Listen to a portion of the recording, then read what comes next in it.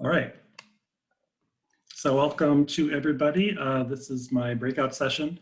It's called Contracting for Calculus, incorporating technology projects into transfer level math courses. So I'm going to go through a little bit of history, kind of like what we did first, how we kind of got away from it, and then how I relaunched it, and I'm still doing it to this day. But before we do that,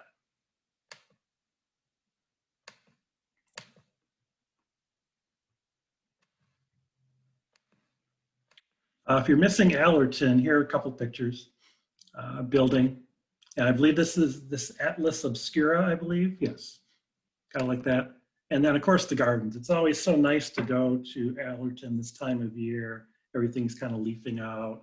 Like to walk the grounds. So I really missed that part of the conference, along with seeing everybody else. But those are a couple of pictures. Okay, before we do this, I'm going to give you a little introduction of myself. My name is John Armon. I have been teaching at Illinois Central College since 1992, so I'm in my 29th year. I'm married. My wife teaches at Knox College. She's in her 30th year. We both teach math, and we have 2 kids. My oldest is in graduate school at the University of Southern California. He is studying math. He's in the PhD program. And for those who are interested, combinatorial representation theory is his field. Okay. And my daughter is a junior at McAllister College in St. Paul, Minnesota. And she is a geography major. And her emphasis is on public health. Pretty important nowadays. So I want to get a little bit of information from all of you. I'm also going to answer these questions, but think about how you would answer these questions. We'll kind of go around very quickly and give you a chance to answer as well. How many years have you attended IMACC? What do you like to teach? What have you taught the most? What's kind of your new favorite Zoom technique, since we're in the new age here? And of course, you need to answer what's your favorite baseball team. So I will go ahead and get started with that. And I'll just kind of go around you don't have to turn your camera on, but I would like to hear you. I'm guessing this is my 20th IMACC, if I remember correctly. My favorite class to teach actually was I don't really teach it much anymore, the math for elementary school teachers. There are projects we used to do in there, like teach them about the number systems and kind of the real life. Here's what it looks like for a particular society. I think we call it the Alphabetian Society. It's really, really cool. The class I've taught the most, College Algebra. You'll see when we get to the demonstration part. I've taught pretty much every year. I'm not sure I have a favorite new technique in the pandemic era, but as long as I don't spend too much time in Zoom, I guess I'm okay. And favorite baseball team, it's Cubs, obviously. So let's go right around the top here. Amy, you want to go ahead and answer those questions? So I've been at IMACC for, I think, 7 years, I think. I like teaching trig the most, just because I love that class and I love the puzzles. I have taught statistics the most. Last semester I taught it 4 times. So, and I think Dawn can match you there, I think. 4 times. And I don't know that I have a favorite teaching technique that's brand new, except that I do make my students do video presentations. So that's good. That's been kind of nice. Yeah. And plus then I actually get to hear them and see them, which is lovely. Yes. And what was and Cubs, absolutely Cubs. I mean, is there another answer? We'll see. Riyati, go ahead.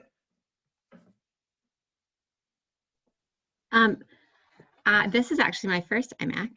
Great. Welcome. Thanks. It'll be a little different next year, I think. Yeah, not so zoomy. Yeah. what were the questions were what your favorite class? Favorite class to teach, class taught most often, and then your new favorite technique, the Zoom technique. So I do teach the Math for Elementary School Teachers sequence, and I've taught that. I don't know, I've taught most. I think I've taught that the most, but also trig and stats come in at a close second. Actually, I like having all three of them because then I get kind of a balance of different students.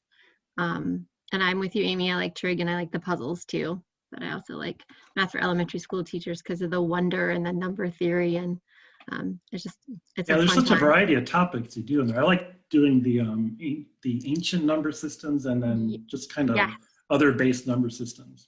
Yeah, you can incorporate a lot of history in it, so I enjoy that too. Yes. And then my favorite, or my Zoom technique that works, I do a 3-2-1 self-assessment during class. Like one, I like that. Can you follow me? Or one, are you having, do you not know, necessarily not know what's going on? 2, can you follow me? And do it on your own. And then 3 is I'm test ready. And so students will, I'll ask them how they're doing on concepts, and then they give me all different, no negative numbers. So that was good. No zeros, no negative numbers. No, but then I address my ones and stuff. So it's nice to kind of clarify some things along the way. And then I don't watch baseball. Sorry. Okay. I suppose no answer is as good as that other team. Oh, well, okay. Thanks. Angie, go ahead. All right. Hey, everybody. I know I've been a member of IMACC for 25 years. I've missed some conferences in there. Favorite class to teach would be between trigonometry and Calc 1. As far what I've taught most often, I'm just not sure. I've just been so all over the place. It'd be easier for me to kind of pull out the things that I definitely know I have not taught the most often. In the Zoom era, I have appreciated being able to meet individually with students over Zoom for either office hours or for outside appointments to help them individually. And that is something I think I'm going to take forward from this new era. And baseball, definitely the cards. Oh, well. I know. Let's just remember who's won the World Series more recently. Okay, just remember that. Not more often, just more recent. Yeah, operative word exactly. there. All right. Joanna, go ahead.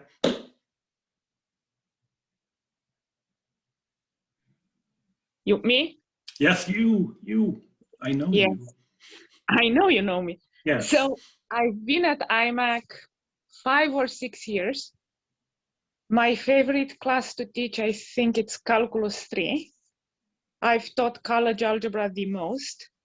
I don't know if I have a favorite Zoom technique, and I don't really watch baseball. Sorry. Okay, that's not the answer. James, go ahead.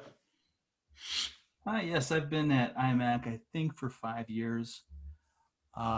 Favorite course? I'd have to agree with some of the other people, trig and stats. Maybe trig with top stats. I just like the fact maybe that the students are getting away from algebra courses that they've been taking for so long. Get some new material from a different perspective. Let's see, what have I taught the most? Basic algebra. Maybe another reason why I like trig so much. Yeah. And let's see, favorite Zoom. You know, I haven't done this yet, and I'm a little chicken to try, but breakout sessions in Zoom. We had a math trivia night when the pandemic first started, and somebody in our department tried it, and I said, "Wow, that was pretty slick." And I've seen it in conferences, but I'm just a little too chicken to try it. And then let's see, favorite baseball team. I'm gonna say Cubs from my childhood. So Ronsay, Sandberg area. Definitely, yes. Haven't been following baseball as much lately. Yeah, I actually haven't either, but I know the Cubs are doing lousy this year. That's probably why. So thanks, James. Yelda, go ahead.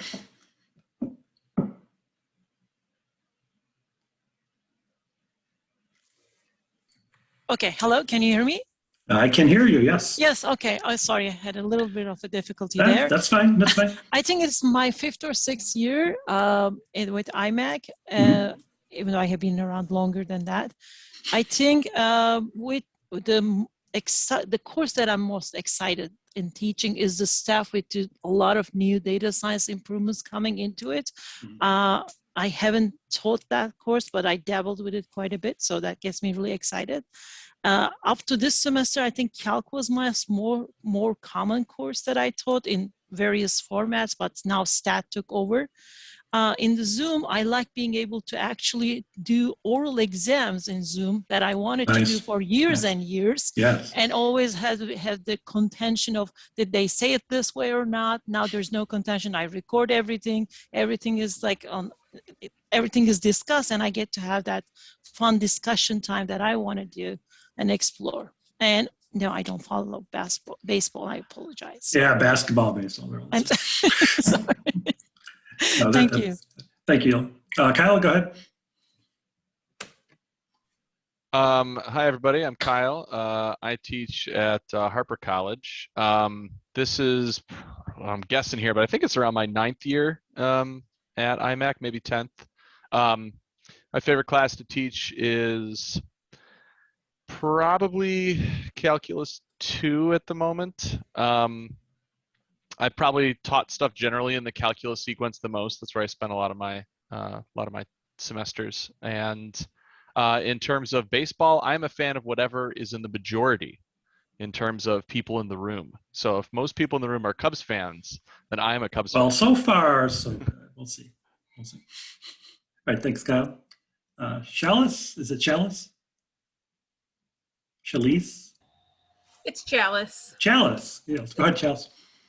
So I think I went to my first IMACC conference in like 2006, maybe okay. 2007. I started my career then, but I was adjunct. And so I've really consistently been going since I became full-time about 9 years ago. Favorite class, I love teaching Calc 1, Calc 2. Probably most common class is either Calc 1 or statistics.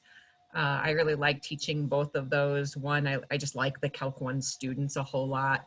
In statistics, we get to see a lot of, real world data, and it's just kind of fun for the students to see the application of, some real world data there. Zoom or new online learning things. I really like that some students who won't necessarily speak up in a physical class will at least participate in class in the chat.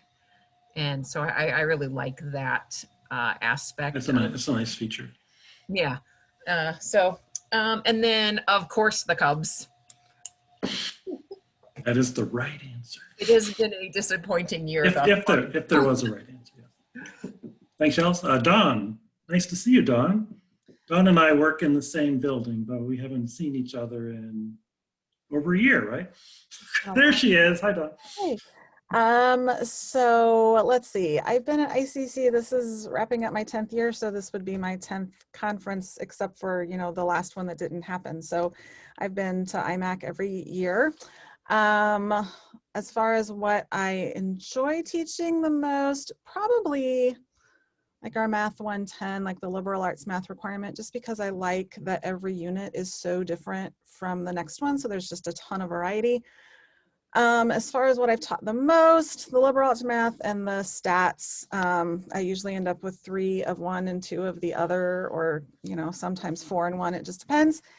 Let's see, as for baseball, I quit watching professional sports a long time ago. I'm a big college sports fan. But favorite college baseball team? There are college baseball teams. Yeah. But because my dad is a Cubs fan and my boyfriend is a Cardinal fan, I have to follow both of those teams so I can talk to those. You can't follow both. I don't think that's allowed. I don't really have a choice. Okay. Thanks, Don. Lewis, go ahead. Yeah, I'm Gary Lewis. I've been in Gary, for no, that's fine. I should have put my first name. I'll have to fix that. I've been around for 3 or 4 years, teaching at Heartland Community College. I usually teach calculus, statistics, developmental math, and elementary math courses, and some of the transitions courses that transition from developmental to 140, stats. Sorry. Right. It's hard to say which is my favorite course. I think it is the one that is easiest to create applications in at that moment, given our textbook. So that seems to be limited by me more than anything. What else was I supposed to answer? I forget. Favorite new technique in the Zoom era? Oh yeah, I love the breakout rooms like James. I use those to just get students chatting for a minute. And I can peek in and actually hear something they're saying for a change instead of me talking. So I love the breakout rooms. And of course, go Cubs go. Although thanks, Dawn, for bridging that gap and being Switzerland for us, but I got to root for my Cubs. Agreed. Thanks, Guy. Is it Xiaojing? Is that how you say your name? Yes. Yes. Hey, my name is Xiaoying, and I'm teaching right now in Wisconsin, Gateway Technical College, and this is the first time I joined the IMACC conference. Yes. Great. Thank you. Yeah. Yeah, and then I teach all the way from pre-algebra to calculus 3. We just offer calculus 3 probably a year ago. Usually we offer up to calculus 2. So I taught all the way. In our college, we do not offer statistics. So my favorite class, I like teaching. So pretty much I enjoy every class I'm teaching. But because I never teach statistics, and we just offer calculus 3, so I only teach it once.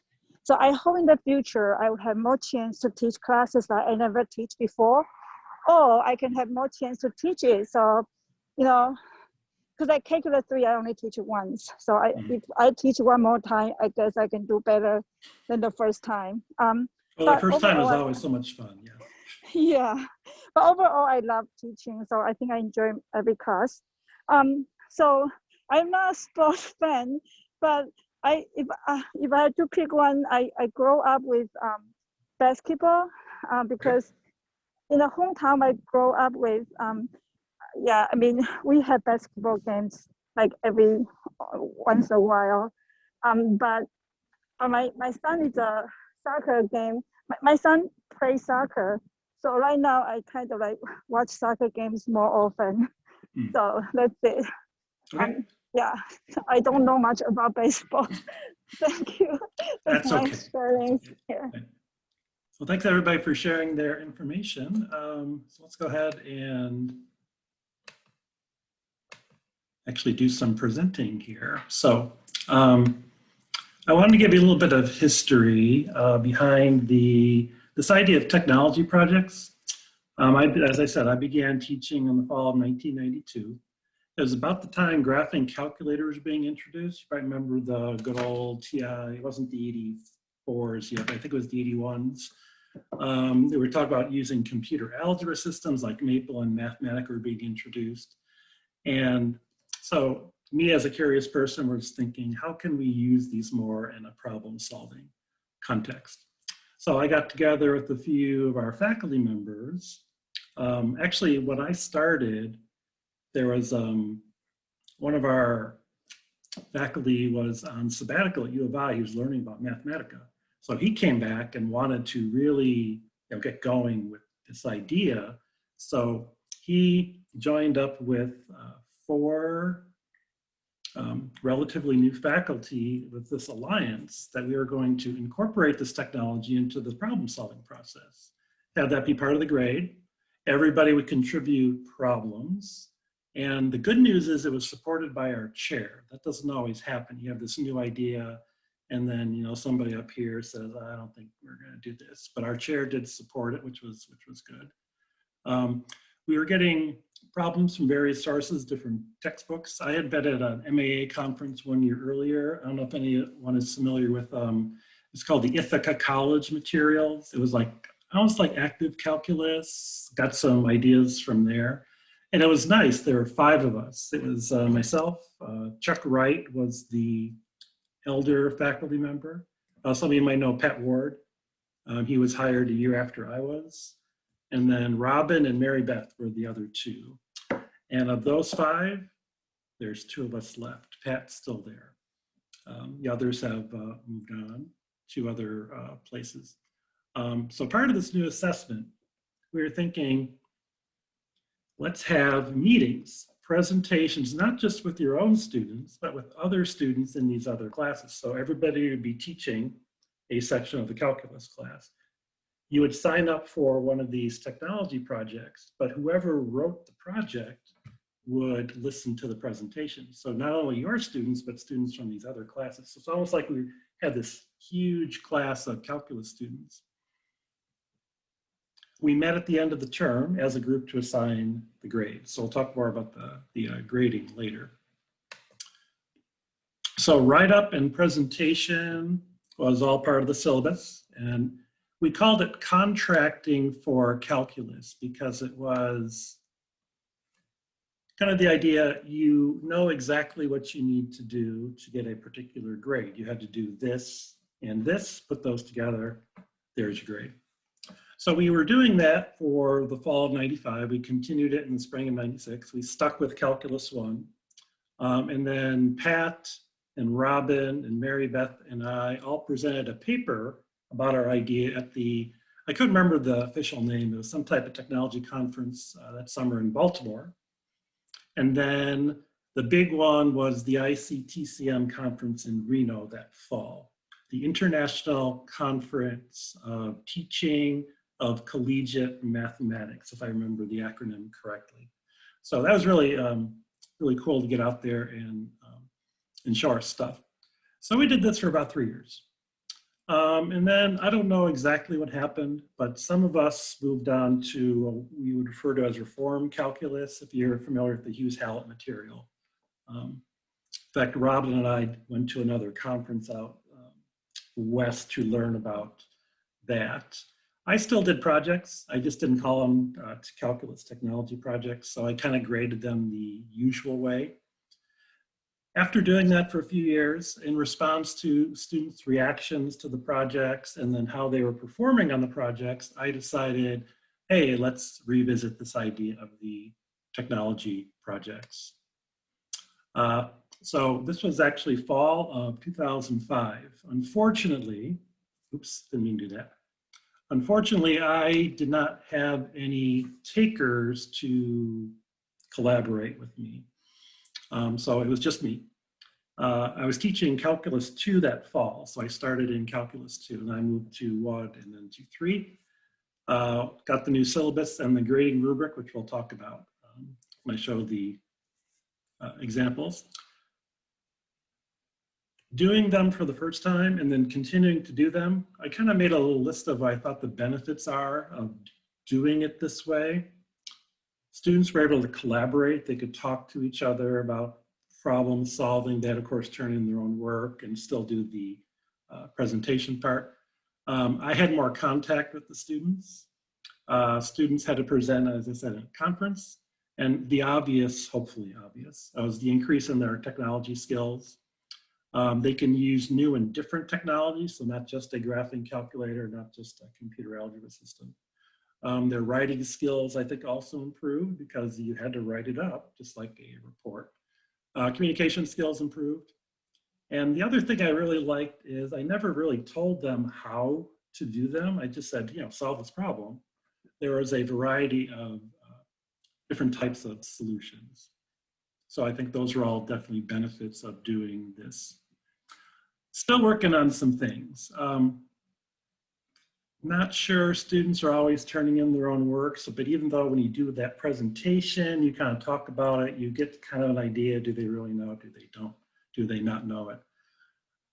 I find it hard to get the projects all to be about the same length.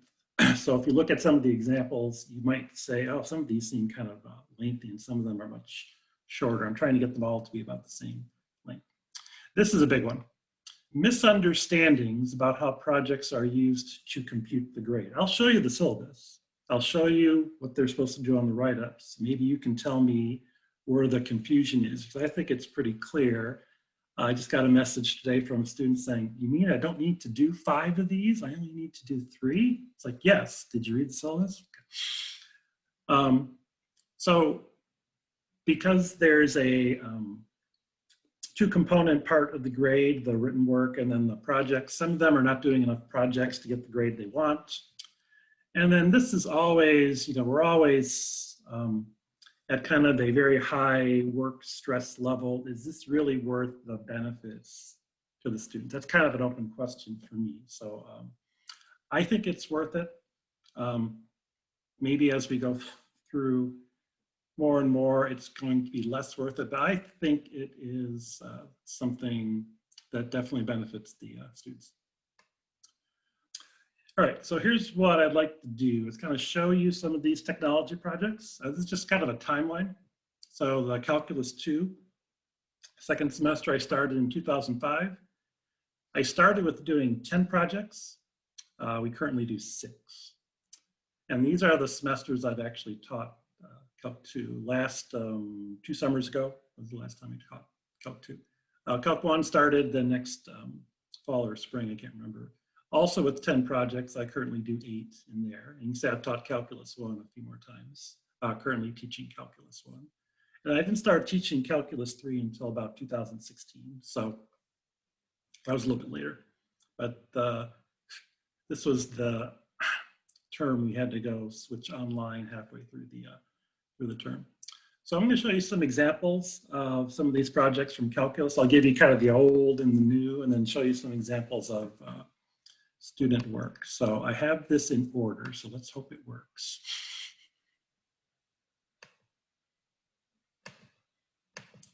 Okay.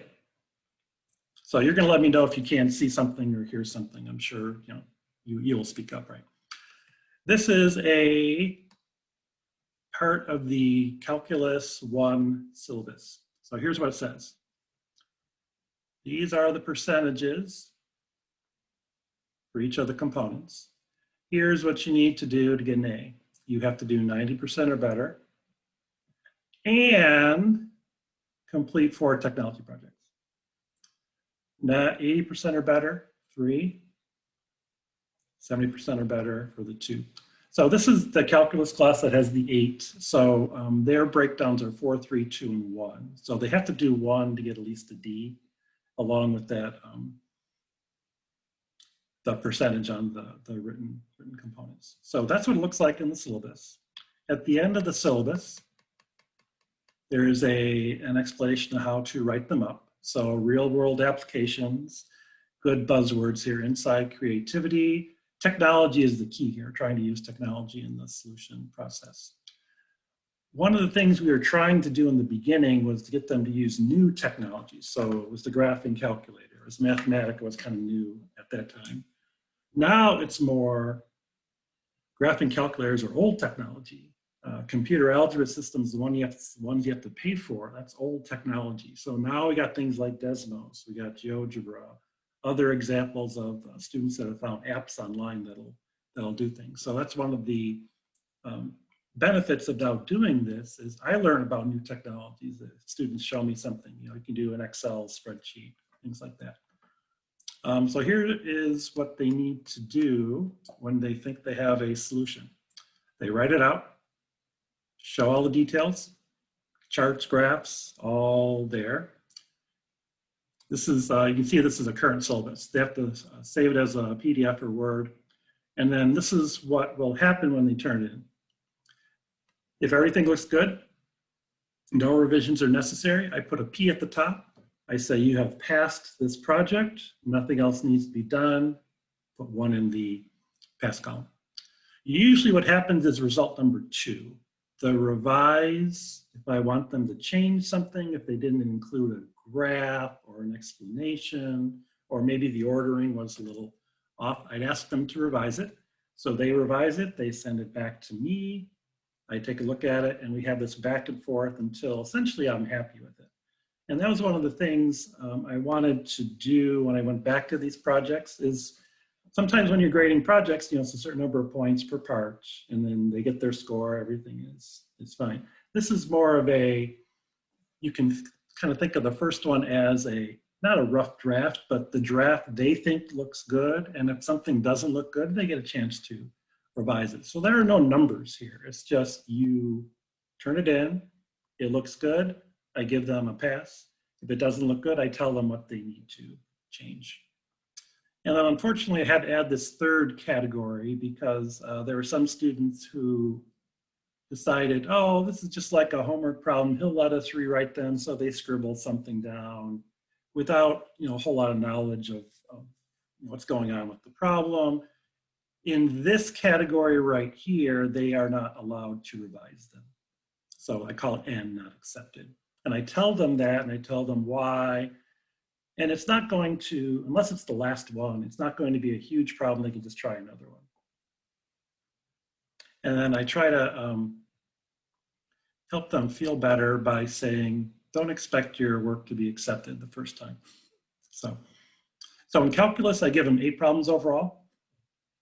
Most of the other classes, I'm down to 6. They're just given at equal times throughout the semester. As you'll see when we look at some of these examples, just over the different topics. So calculus, got your limits, continuity, derivatives, and some antiderivatives. So here's an example. This is one of the first ones I did when we did a reboot. 223 is calculus 2. I sometimes gave them cute names. E6, nice baseball reference there. So here's an example of using trapezoid, midpoint rule, Simpson's rule, where they're expected to do the calculations not by hand, but using some type of technology. And then do the integrals, do some upper bounds. If you've taught Calc 2, you know a fourth derivative upper bound is pretty hard to do by hand. So technology is the key there. And just being able to answer these questions about their work. Here's another one from Calc 2. Can't argue with the title, right? What goes up must come down. So this is more along the lines of differential equations. You can see velocity equation, time for the ball to reach its maximum height. So they were expected to use some technology in the problem solving process here. Here's another one I do from Calc 2. I think it's pronounced Bezier curves. Those are those computer-aided designs where you put a bunch of line segments together to form a curve. You can do it with parametric equations. So this is pretty nice. And some of the graphs I got in these are really, really neat. Okay, so here are some current Math 223s. Maybe you've done this problem before. The pictures are kind of missing here, so I apologize for that. Picture a circle divided into 3 equal parts, but not the usual way, with horizontal or vertical cuts. Where do you make the cuts so that everybody's got the same amount of pizza? So that's a problem I do now. Here's my E6 again. Some other definite integral applications. You probably remember the density problems. Some of the volume questions are in here. Here's one with a system of differential equations that has to do with the Lotka-Volterra equations. So they're actually, they're supposed to be graphing it, use some type of computer algebra system there. So those are all examples from Calc 2. So Calc 1, this is what I currently do, trying to investigate whether 0 to the power of 0 should have a limit. Here's one with the linear and quadratic approximations, kind of leading up to the Taylor polynomials, which are done in Calc 2. And then one just looking at a comparison of a bunch of different graphs changing a constant, where they can just do the part of the graphing on some type of technology, and then by graphing 10 of these, you can then make some assumptions there. Here's some from Calc 3. So your topics in Calc 3, vector, curves, and curvature. This is a different example of a what goes up must come down question. I really like this one because I'm a baseball person. Longest home run, think about those trajectories. They talk about how far would it have traveled if it wouldn't have hit this thing. They had to investigate that as part of, you know, parametric equations there. And this is one of my favorite. Designing a soda can, you've probably done this example before, with maximum volume or maximum surface area, and talk about why most cans on the shelf aren't of that particular type, but doing it as a Calc 3 question. And then because they have the capability of actually seeing these graphs in 3 dimensions now, you can do an investigation on the limits and actually talk about approaching 0, 0 from a bunch of different paths, which is really hard to do, as you know, algebraically. Okay, so just show you a couple of quick examples of some student work here. This is the newest version of the limit question. What should 0 to the power of 0 be equal to? So here is a good example of that. So the student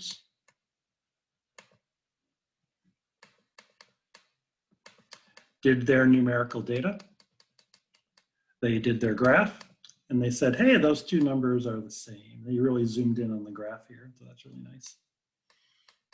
And then they're supposed to investigate these 3 functions right here. Once again, numerical data, lots of numerical data. And then the graphs, I did include some comments here as to what I wanted them to change, like use a larger scale. And then they had to come up with their conclusion. So there's their conclusion. So this person wrote it up and actually typed everything up. The next example I wanted to show you was someone who just kind of wrote things out the usual way, but everything is there. They're investigating this limit. There's numerical data. There's the picture of a piecewise defined function.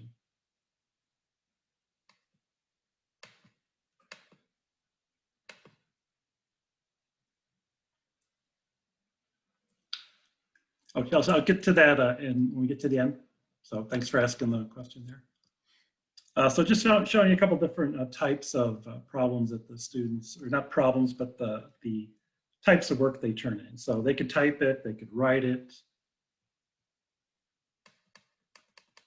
And this person actually wrote things very neatly. So investigating continuity questions, for example. This is one of my favorites. I like this one. They had to figure out why this was a straight line, even though it's representing daylight hours in Madrid. And the answer, of course, was it's straight because you're zooming in on that part of the graph. That's why the function is differentiable. Then they had to fit a trigonometric curve to it because it is periodic. And then they had to investigate this question about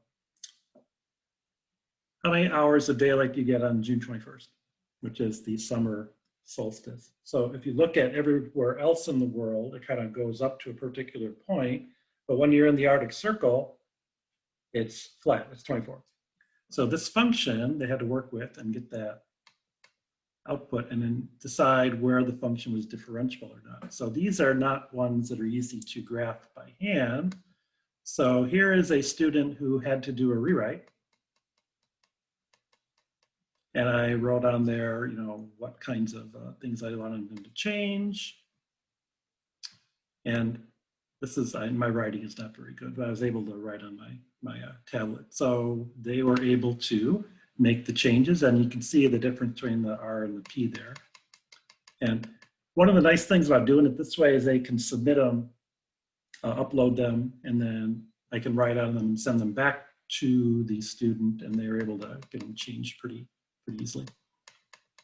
But here is their graph. Got their hours there, and there's a graph. And you look at that point and you say, of course it's not differentiable there, but the function, when you see it algebraically, you're not really sure about that. When you see the graph, it's pretty clear. This is a current student who did the exact same thing, but notice that they wrote it up by hand, which is perfectly fine. All right. let's go back to slideshow here. Because I know I promised you some other classes. So here's what I currently have in other classes. College Algebra, Finite Math, Business Calculus, College Trigonometry. I know a lot of you said you like to teach trigonometry. Pre-calculus. I also did differential equations. I haven't taught that very many times, but I was able to implement it in the fall of 2019. Future work, concepts of math, that's our gen ed, I guess we call it gen ed math. We call it math 110. Gen ed stats, and then linear algebra. I'm currently teaching linear algebra. I did not have enough time to get projects ready for that.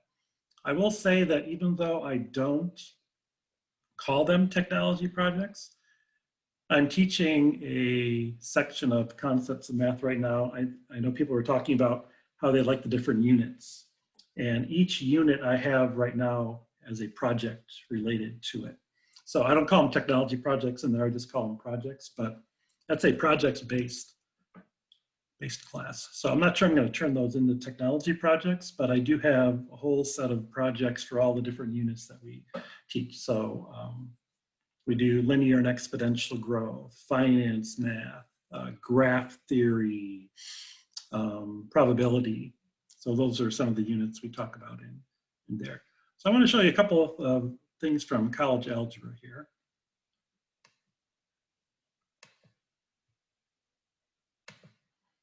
So here's the syllabus for College Algebra. Pretty much looks the same. The only difference is the numbers are lower because College Algebra for us is a 4-hour class. So it's 3 for the A, 2 for B, 1 for C. Okay, now I don't need to explain to you, you're all math people, right? Of course, students are taking it. What does and mean? Both must happen in order for this to be true. You can't just get 90% or better without the second part. So both have to be true at the same time. So that's one of the problems I've had explaining this to students or who they say, oh, what if I do 4 or 5 of these? Would it help my grade? It's like, no, 3 will help your grade. 4 or 5 will not help your grade. So there's no reason to do more than that. Okay, let's skip over this part here. So here are a couple of the current Math 115 projects. So one-to-one, composition, inverse functions. They had to look at a graph to determine if a function is one-to-one. They had to take the graph of something and find the inverse and then graph those two on the same screen.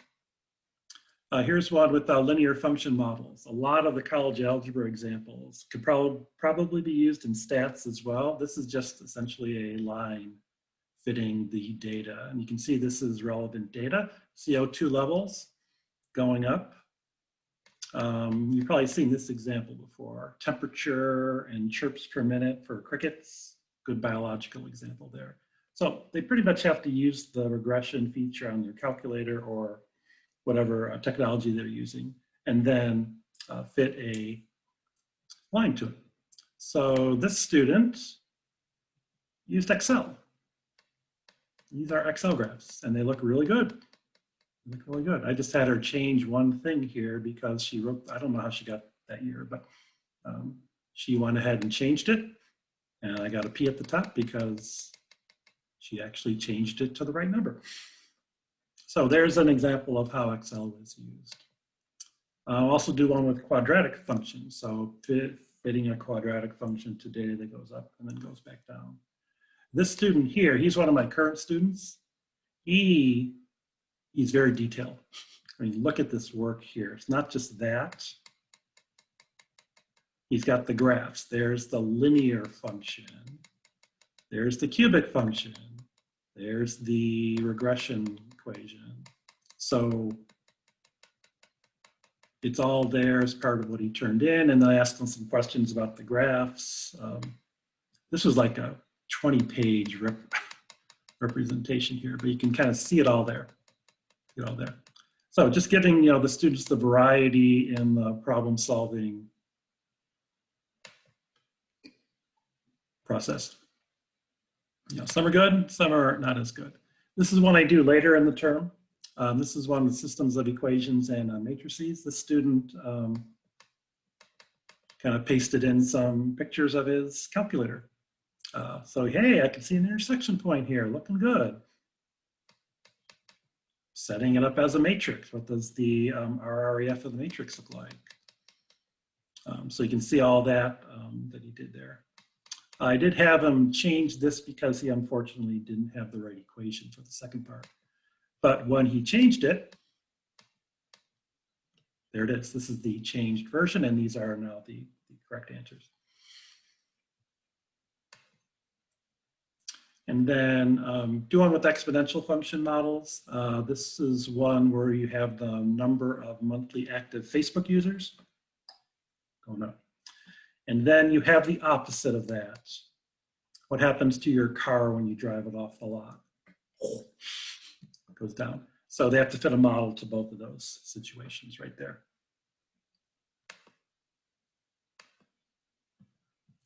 So those are some examples. I guess we don't really have enough time to show all of these, but those are the problems currently I use, and then the examples from the students. So like I said, I'm in process of expanding this to other classes. So I want to make sure there's enough time at the end for questions, and I'll get to the chat here in a minute. But if you kind of want to think about these questions, if anybody has something they would like to add, you can just kind of chime in. Who among you uses projects as some type of assessment tool? What are the technology options at your institution? How do these projects kind of fit in with what you might call standards-based grading? And then if you have any other questions for me. So let me get to the chat question here real fast, because I'm sorry, Shalise, for I'm not trying to ignore you here, but answering what Shalise is asking, it depends on the students in terms of the rewrite. I've had back and forth like 6 different times. It's like, just read what I wrote there, change it, and then there's usually a deadline when I ask them to do that, but usually 1 or 2 rewrites is enough. And I do worry about them being shared. Anyone familiar with Chegg knows that some of your stuff ends up there. And I've noticed a couple of my projects ending up on there. I've also noticed that ones who answer on Chegg aren't always answering them correctly. But I know what it looks like. And I do ask them to take them down at the end of the term. So I do worry about that, especially in this day and age. So something to watch out for. I did make a couple of rewrites for this coming term, so I will know whether they're using old information. So that's something. And as far as the technology options, I pretty much let them do what they want. If they want to use graphing calculator, that's the nice thing, is there are more and more things that they're showing me. I had not seen an Excel graph before this term, even though Excel's been around how long now? Desmos is now a very popular one. That one student I was showing you with the real long details, I forget what type of technology he uses, but he told me one time, and I thought it looked very, very interesting. If they want advice from me, I can give them advice because I'm pretty well versed in the calculator, and I'm not as well versed on things like Desmos or some of the newer ones. So if we were in class, I would have the students actually say, oh, here's what I use, this works really well, and then students can pick up on that. So how do you all feel about projects in general? Projects, yes. I know a lot of you said you taught stats, so that seems to be a good fit. Good fit. Anyone want to say anything about projects? Yeah, I teach a computer science course also, and it's nearly all projects and quizzes. So one of the issues that I run into is that students will drag out a project for way too long. Do you have a cap on how many times they can submit or a length of time? I don't have a cap on how times they could submit. There's like a 2 to 3 week window where they have to turn them in. So like every 2 or 3 weeks, I want to make sure that part is, once that original deadline is passed, they can't initially turn it in. But as far as the rewrites, I've actually been kind of lax or lazy. I had to send out a message to my online college algebra class saying, hey, you still haven't rewritten that first project. But there really should be more structure there. Because if you drag it out for too long, they're going to forget.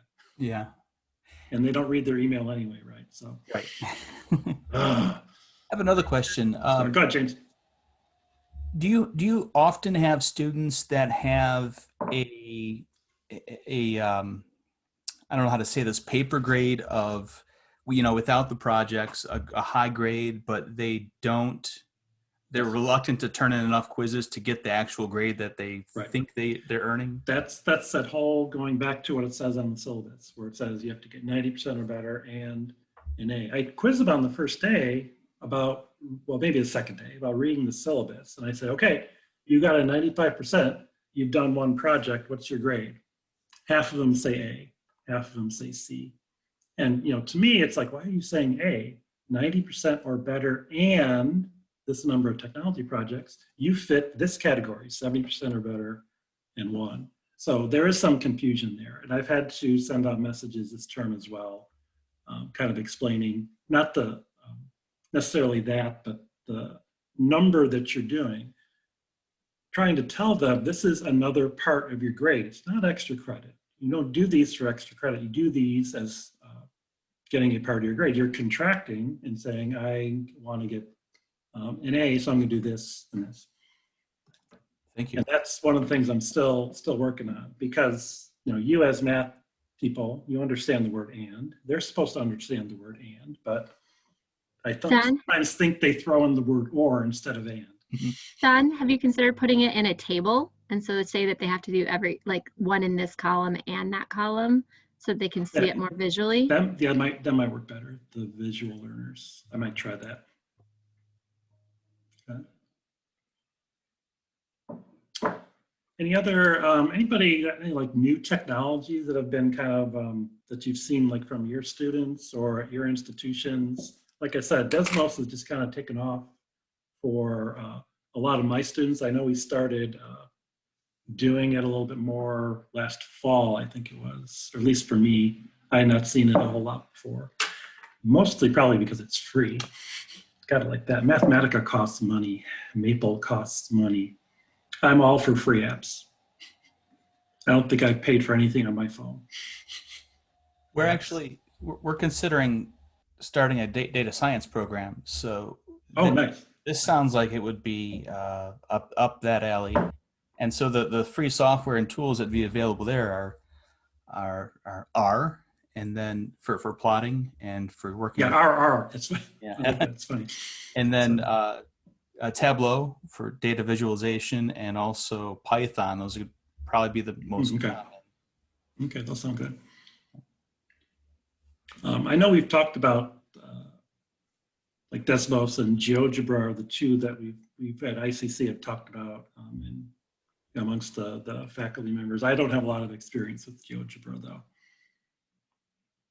I don't really have a lot of experience with Excel either, but it's mostly graphing calculators for me. I even have my old-fashioned Inspire. Look at that screen.